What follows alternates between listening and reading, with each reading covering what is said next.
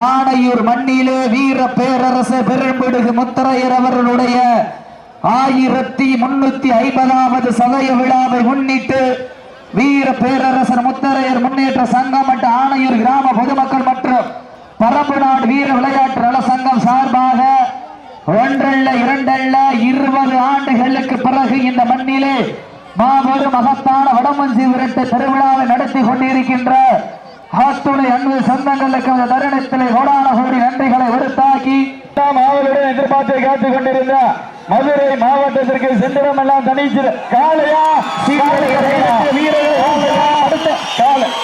சீட்டி அடிங்க கை தட்டுங்க வீரர்களை உற்சாகப்படுத்துங்க சீட்டி அடியுங்கள் கை தட்டுங்க அப்போ ஆரவாரம் பண்ணக்கூடாது